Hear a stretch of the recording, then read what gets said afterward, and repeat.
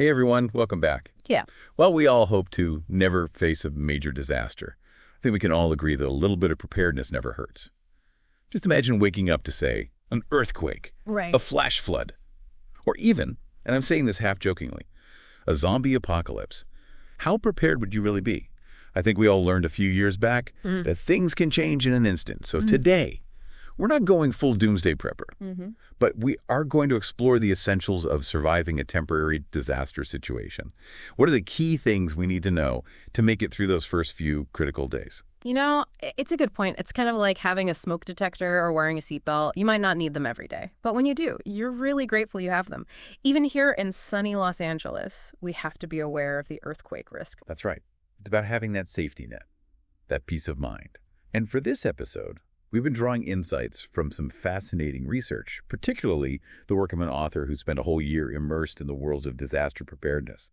What struck me is how much of it boils down to understanding the human element, how we react, how we adapt, and how we help each other. So let's start with the practical side of things. We're not talking about building a fortified bunker, but what are some simple, actionable steps everyone can take to be more prepared? Well, I think the biggest takeaway is to shift our mindset from trying to be totally self-sufficient to having enough to bridge the gap until help arrives. It's about those first 72 hours, those crucial few days when things are likely to be the most chaotic. Essentially, as a survival starter pack. What are the must-haves for that critical bridge period? Exactly. It doesn't need to be complicated. You can find pre-made survival bags online that have the basics. First aid kit, a compass, a flashlight, things of that nature. But it's also important to understand the why behind each item so you can tailor it to your specific needs. Right, because a one-size-fits-all approach might not work for everyone. So let's break down those essentials, starting with water. I mean, we've all seen those post-apocalyptic movies where people are fighting over the last bottle. How crucial is having a water supply? Water is absolutely essential. You can actually survive much longer without food than without water. Those first 72 hours without water are critical. Having a few extra gallons on hand is a good starting point. Imagine having to drink rainwater out of an old boot if you aren't prepared. That's a vivid image, and it highlights why thinking ahead is so important. Now, let's talk about food. What are the essentials for our post-disaster pantry? Okay, so we're aiming for practical post-apocalypse here, not gourmet doomsday. We're talking non-perishables, right? Exactly. Things like flour, rice, dried beans, and pasta.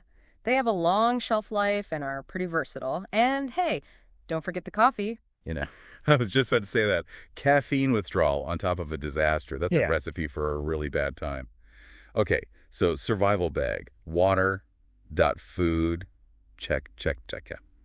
What about medication? I'm guilty of waiting until the last minute to refill prescriptions. That's a habit worth reconsidering, especially if you have a chronic health condition. Having at least a week's worth of extra medication on hand could be crucial. Here's a fascinating fact I came across. Studies have shown that most medications remain effective well past their expiration dates. The FDA actually has a whole program dedicated to testing this. So even if those pills are a bit vintage, they can still be lifesavers in a pinch.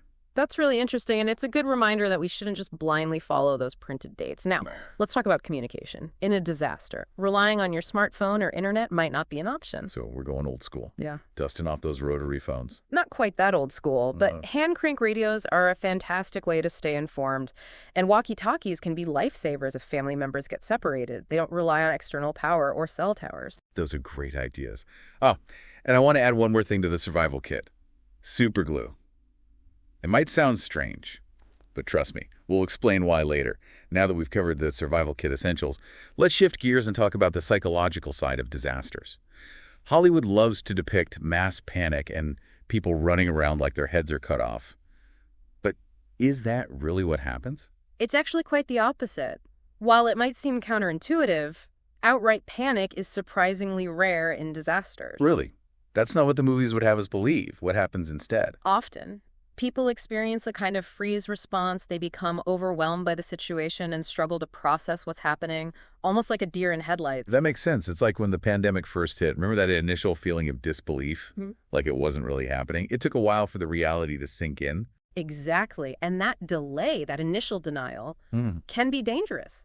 One expert who studied survivors of extreme situations like the Holocaust and Soviet gulags found that the people who adapted quickest were often those who were already used to breaking societal norms. They weren't as bound by the way things should be, so they could shift their thinking more quickly. That's fascinating. Yeah. So the ability to adapt, to let go of those preconceived notions, is crucial in a disaster. It's about acknowledging the reality of the situation, however difficult that may be, and moving forward from there. Absolutely. And that brings us to the next crucial step.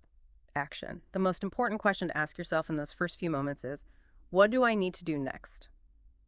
It's about focusing on immediate needs, like finding shelter, gathering supplies, and seeking help if needed. That's a really important point. It's about taking charge and focusing on what you can control, rather than getting bogged down in fear or despair. But even if you manage to avoid that initial shock, fear is still a natural reaction. And telling someone to calm down isn't exactly helpful. So what can you do when that fear manifests physically? Your heart is racing, your hands are shaking. What then? Believe it or not, one of the most effective tools for managing fear in those moments is something we do all day, every day: breathing. Taking a deep breath. It's a bit more specific than that. There's a technique called combat breathing that's incredibly effective in calming the nervous system. It's simple. You breathe in for a count of 4, hold your breath for a count of 4, and then exhale for a count of 4. Repeat that cycle 4 times, and you'll be amazed at how quickly it can help regulate your heart rate and bring a sense of calm. Okay, I'm trying that right now. And I have to say, it's surprisingly effective. I can already feel myself relaxing a bit. It's amazing how such a simple technique can have such a powerful impact. So we've tackled our own fear. We're thinking clearly. But what about the people around us? They might not be coping as well. How do we help those who are struggling to deal with the emotional and psychological impact of the disaster? That's a really important consideration. People react to trauma in different ways. Some might become emotionally numb, while others might experience something called perceptual distortion. Perceptual distortion. What does that mean exactly? It means their perception of reality is literally altered by the stress of the situation. There are documented cases of police officers in shootouts who didn't even register the sound of their own guns firing because their brains were overwhelmed by the sensory input. Wow. That's incredible and a little terrifying. Yeah. So if someone is experiencing that kind of extreme stress reaction, what can we do to help? I'm no therapist. You don't need to be a therapist to offer valuable support. There are 4 simple but powerful things you can do. Validate their feelings. Help them build a narrative. Give them a sense of control. And focus on the future. Okay, let's unpack those one by one. What do you mean by validate? It means acknowledging their fear and not dismissing it. Don't argue with them or tell them to snap out of it. Just listen to them. Let them know you understand how they're feeling and that their feelings are valid. That makes sense. It's about creating a safe space for them to express their emotions. So how do we build a narrative? When someone is in shock, they often struggle to make sense of what's happened. They might feel confused and disoriented. Helping them create a timeline of events, establishing a clear cause and effect, can help them regain a sense of order and understanding. So it's about helping them piece together the fragmented pieces of their experience and make sense of the chaos. And what about giving them a feeling of control? I imagine feeling powerless is a big part of the trauma of a disaster. Absolutely. So reminding them that they do have some agency, that they can take actions to improve their situation, can be incredibly empowering. It shifts their focus from being a passive victim to being an active survivor. Even small actions, like gathering supplies or helping a neighbor, can make a difference. And finally, focusing on the future. Why is that important in the aftermath of a disaster? Because if someone is stuck in a loop of fear and despair, dwelling on the negative, they're not going to be able to move forward. Helping them shift their thinking towards what they can do next, what steps they can take to rebuild and recover, helps them regain a sense of hope and purpose. So it's about giving them a roadmap out of the darkness and helping them to see the light at the end of the tunnel, even if it seems very far away right now. This has been incredibly insightful. It's really making me think about how I would react in a crisis situation, not just in terms of practical steps, but also how to manage my own fear and help others. Now, here's something that I think we often overlook, something that isn't always emphasized in disaster movies. The importance of avoiding injury in the first place. It might seem obvious, but in the chaos of a disaster, accidents can happen easily. That's such a crucial point. In a disaster situation, first aid is often the only aid available. Hospitals might be overwhelmed or inaccessible. So knowing how to prevent and treat injuries can be life-saving. So What are some key things to keep in mind when it comes to injury prevention and basic first aid in a disaster scenario? What's absolutely essential for us to know? One of the most important principles is scene assessment. Before you rush in to help someone, make sure the area is safe for you to do so. You don't want to become another victim. Right. The old adage, first, do no harm, takes on a whole new meaning in a disaster situation. Exactly. Let's say someone's been injured by falling debris. You need to be absolutely sure that more debris isn't going to fall on top of both of you as you're trying to help. Okay, so the scene is safe, Mm-hmm. and we see someone who is injured. What are the absolute first steps we should take? You always want to start with the ABCs. Airway, Yes. breathing, and circulation. So make sure they're breathing and have a pulse. What if they're unconscious? If they're unconscious but still breathing, the recovery position is crucial. This helps keep their airway open and prevents choking. And what about CPR? Is that always the go-to move? CPR can be effective in certain situations, like drowning or a heart attack. But in a disaster scenario, without access to advanced medical equipment and personnel, its effectiveness is much more limited. So it's not the miracle solution we often see in movies. Right. The movies tend to glamorize it a bit. Speaking of things movies get wrong, Mm-hmm. what about wound care? What are the essentials we need to know? The most important thing is to clean the wound thoroughly, even more so than applying antibiotics. Believe it or not, most deaths from injuries in a hospital setting are actually due to infection. Wow. That's a sobering statistic. So Yeah.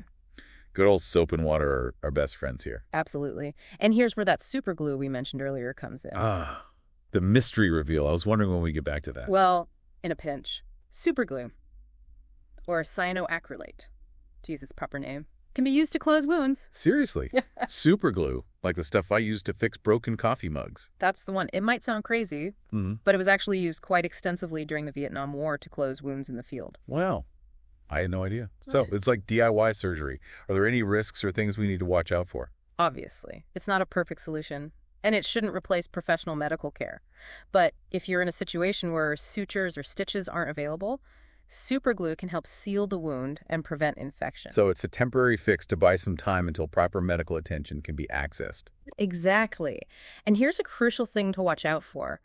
If you see red streaks emanating from the wound, that's a sign of infection spreading, and antibiotics become critical as soon as possible. Superglue is a great tool to have in your kit, but it's not a substitute for medical care when it's available. Right. And if you're interested in learning more about emergency medicine in situations where access to healthcare is limited, there's a fantastic book called Where There Is No Doctor that's used by aid workers all over the world. That's a great resource. Yeah. I'll definitely be checking that out. We've covered so much ground on the practical side of survival. But I want to circle back to the mental and emotional aspects. We touched on the importance of maintaining dignity. Even in the midst of chaos, it seems like such a small thing. But you mentioned it's incredibly powerful. It really is, you see. That same expert who studied survivors of extreme situations like the Holocaust and Soviet gulags, he observed something really interesting. He found that the people who stopped caring about basic hygiene, things like washing their faces or combing their hair, were often the ones who had given up hope. That's a really profound observation. It's like those little rituals, those acts of self-care become even more important in a disaster because they help us hold on to a sense of normalcy, a sense of self. Exactly. They become anchors to our sense of self-worth and hope when everything else around us feels chaotic and uncertain. It makes you think about the importance of those small routines we often take for granted in our daily lives. They're not just about looking good. They're about feeling human, feeling capable, feeling like we have some control over our lives. It's like a reminder that even in the midst of chaos, we still matter. Our lives still matter. And that sense of self-worth can be a powerful motivator to keep going, to keep fighting for survival. Absolutely. And you know, there's another myth we need to debunk when it comes to disaster scenarios. We often hear this narrative of every man for himself, that people turn against each other in times of crisis. But that's simply not true. You're right. We see that trope a lot in movies and TV shows. But what does the research actually say about how people behave in disasters? The research actually shows the opposite. People are much more likely to help each other than to turn against one another in a disaster. Sure. Our instinct is to corroborate, not to compete when we face a shared threat. Exactly. Think about Hurricane Katrina. There were those initial reports of widespread looting and violence, but they turned out to be largely unfounded. I remember that. The media really painted a picture of chaos and lawlessness. Right. But later, the New Orleans Police Department clarified that most of the so-called looting was actually people taking food, water, and other essential supplies to survive, and there was very little actual violence. Those sensationalized stories we often hear about people losing all sense of morality and turning on each other are more fiction than fact. Exactly. Humans are social creatures. We're wired for connection and cooperation, and that instinct becomes even stronger when we face a shared threat. That's actually really encouraging. It gives me hope for humanity. It's like in the face of adversity, we rediscover our shared humanity. And that inherent human drive to connect and support each other. It's a truly remarkable thing. It speaks to our resilience as a species. It does. It's like in the face of chaos, we remember what truly matters. All the superficial stuff fades away. And we're left with this raw human connection. You know, it's fascinating how often that's the case. People step up, they volunteer, they share resources, they go above and beyond to help their neighbors, even complete strangers. It's like there's this collective realization that we're all in this together. There's this sense of shared purpose and solidarity that transcends our differences. And that shared experience, that sense of community, it can be incredibly powerful, not just for survival, but for healing and rebuilding afterwards. It's like we're reminded of what truly matters. All the superficial stuff fades away. Yeah. And we're left with this raw human connection. That's a beautiful way to put it. And it's a reminder that even in the darkest of times, there's always hope. Always hope.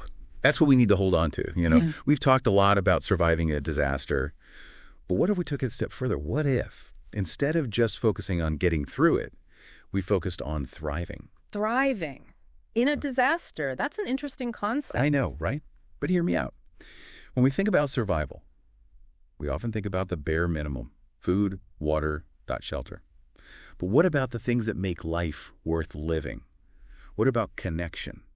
Purpose, meaning, can we find those things even in the most challenging of circumstances? I love where you're going with this. It's about shifting our perspective from simply enduring a crisis to actually growing from it. Exactly. It's about finding opportunities for creativity, innovation, and even joy in the face of adversity. It's about tapping into that human resilience and resourcefulness and using it to not just survive, but to create something new, something better. It's like the phoenix rising from the ashes.